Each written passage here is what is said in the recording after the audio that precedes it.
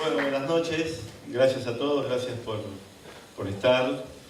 La verdad que es un homenaje que teníamos pendiente y que queríamos hace tiempo hacerlo. La verdad, y para mí también es un orgullo poder participar en este panel. Quiero agradecer también la presencia de funcionarios y amigos, el secretario de Derechos Humanos, Omar Plaín, diputado nacional, y también a quienes nos facilitaron material para poder hacer este acto.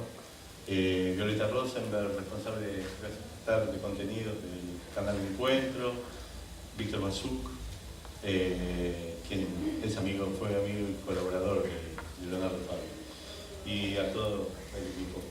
Hacía tiempo, como decía, que nos merecíamos este homenaje. La obra de Leonardo Fabio, al igual que sus películas, como su música, de alguna manera recorre la historia política y social de la Argentina. Siempre me cautivó su estilo, su narración, y en lo personal de esta película, que es la que me voy a abocar a exponer, es Perón, Sinfonía de un Sentimiento, ¿no? Todos la hemos visto, todos la hemos visto en íntegra, y algunos también hasta de manera parcial, porque se trataba y se pasaba por canales de televisión. La película narra, como todos sabemos, el ingreso de Perón y del peronismo en la historia política argentina, fruto de un amor, del amor entre Perón y Eva Perón. La idea original, porque yo tuve oportunidad de poder hacer una pequeña investigación sobre el tema, se había iniciado en el 95, en esa época estaba Eduardo Duhalde como gobernador, y la idea era que se haga una película sobre el 17 de octubre.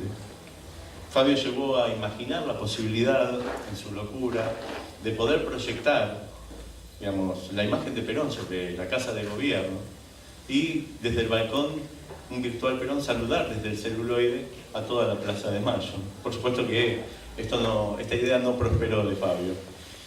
La película utiliza todo tipo de recursos, específicamente la de Perón, Sinfonía de un Sentimiento.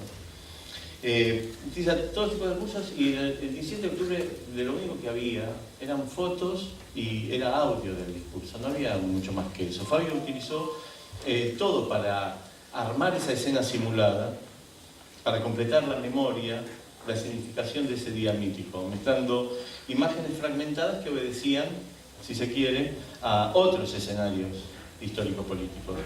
No buscó resucitar el pasado, sino la imagen ausente. Donde no había imágenes, agregarlas. Donde no había sonidos, inventarlos. ¿Por qué hago este hincapié de alguna manera?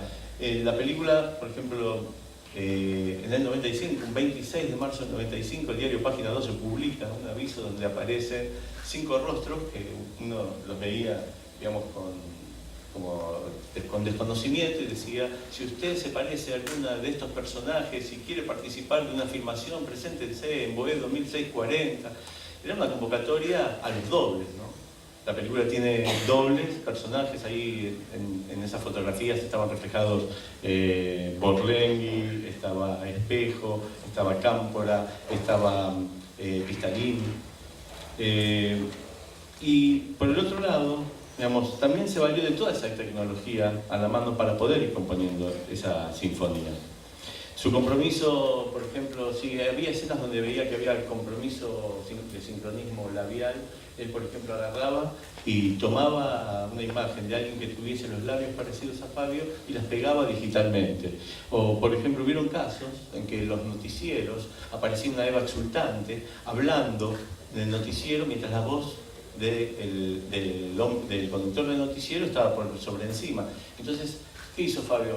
Agarró y fue en busca de la persona, digamos, una señora sordomuda, para que leyese los labios, digamos, y de esa manera traducir lo que estaba diciendo Eva Perón, y es Graciela Borges la que pone la voz a algunas de esas escenas. Fabio fue como reconstruyendo una temporalidad bajo la disciplina de una cronología. Eran simulacros de verdades acaecidas en la historia. Como por ejemplo el 17 de octubre, sobre la cual no había imágenes ni testimonios completos grabados, pero una particularidad, y esto sí que me parece que es importante a mi entender destacar.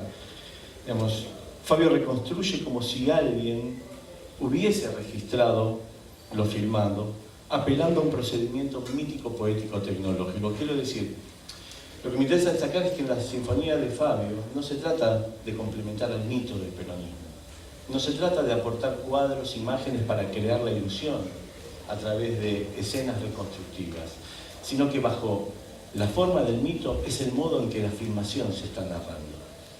Fabio embebe al peronismo en un molde cristiano. Toda la simbología cristiana y el entramado cultural del peronismo se entrelazan para configurar el relato como alegoría del santo varón argentino.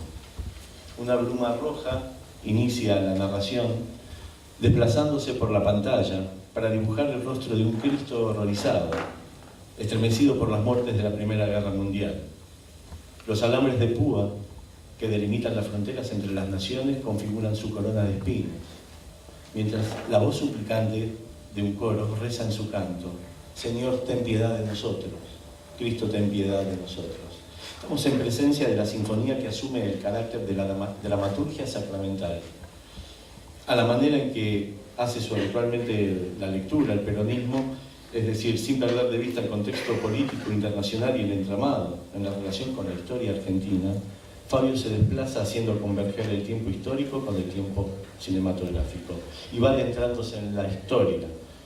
La voz en off que guiaba el relato cede a la voz que ahora se envuelve en un azul etéreo, y ni la imagen ni la figura de Perón están presentes, solo sus palabras, sus afirmaciones. Es como una voz bíblica, sin rostro, la que les habla desde la Secretaría de Trabajo y Previsión a los trabajadores, como una voz creadora, la del Génesis, la del Brigitte, la voz que en el caos viene a separar el cielo de la tierra vana y vacía. La voz se imprime sobre las masas, sobre la multitud de esos cuerpos en la misa que se celebra en la Plaza de Mayo. Es la oralidad como modo de transmisión, que al igual que en el peronismo se recrean de generación en generación. Fabio desplaza el tratamiento ideológico del peronismo, embutiendo sus luchas en la cosmogonía cristiana. Eva mismo asume el carácter de santa. Si para su entierro se recuperaron las imágenes en Technicolor de la Paramount Universal y el velorio se organizó como los cortejos fúnebres de los reyes de Europa, la banderada de los humildes queda retratada en el lecho de muerte con el aura de luminosidad que asume el rostro de una virgen. Toda la película se inscribe en el tono alegórico cristiano. En el final, Perón, con uniforme militar, baja de un auto y al entrar a la casa de gobierno, la imagen se colorea de celeste y blanco y entre las banderas argentinas, Perón inicia su camino hacia el cielo, que se tornan grandes olas que deberá atravesar. Perón, como Moisés, abre las aguas para cruzar y llegar a la casa de gobierno, que es su lugar en la eternidad. Fabio construye el peronismo en un acto de fe. La pregunta entonces que, al ir cerrando, la pregunta que a mí me convocaba es: ¿se trata de un documental entonces? ¿Podemos decir que es un documental, sinfonía de sentimientos, o estamos en presencia de una ficción? ¿Cómo definimos la película de Fabio? Esta película de Fabio. Más allá de que el autor, desde el inicio, se encarga de aclarar él mismo de que este es un documental. Es un documental, si uno piensa que está basado en hechos históricos y que tiene una voz en off, una función didáctica, pero y trucos y montajes y edición. Pero Fabio produce un nuevo documento y lo califica, esa mutación que va a sufrir, él la califica y la definió como que él quería hacer una enciclopedia. Que quería armar una enciclopedia y que esta enciclopedia fuese utilizada por los jóvenes que no habían conocido lo que había sido el peronismo. Entonces estamos en el problema de que produce la interpretación, ¿no? O sea, ya se trata de una época, de un hecho histórico. O sea, toda interpretación, al igual que la memoria, encuentra su unidad en la narración y en su mismo acto alberga la creación de sentido y de eficacia simbólica que tiene su eco en la práctica social. ¿Es posible entonces lograr una interpretación histórico-política desde esta obra de arte? ¿Es factible la producción de conocimiento de estos campos habitualmente desairados por el espacio académico? Mi intención no es alcanzar una interpretación que logre desenmascarar el sentido que otra oculta. Se trata más bien de situar ese punto en el que la interpretación y la historia, la memoria tienen en común. Se encuentran constituidas por la falta. Y como sostiene viejo amigo Eduardo Brunner, con aliento lacaniano, es por lo que falta y no por lo que sobra que se organiza la historia. Ninguna interpretación y ninguna memoria pueden ser suficientes para constituir la totalidad del relato. que pueda evocar un hecho histórico. Como toda historia, siempre hay algo que oculta y que bajo diferentes expresiones, ya sean escriturales o artísticas, insistimos en revelar. Por la otra, sabemos que en toda historia hay algo que nunca tendrá la posibilidad de reaparecer. Algo que ha quedado expulsado, cercenado, dejando una huella que no se dice, en el sentido de un acontecimiento que no se historiza. Y en esa tensión entre la pretensión de totalidad de sentido y la imposibilidad de realizarlo se desplaza esa búsqueda llamada arte o conocimiento, y que en el sueño artístico de Fabio, Perón y el peronismo solo pueden ser revelados a partir de la fe. Muchas gracias.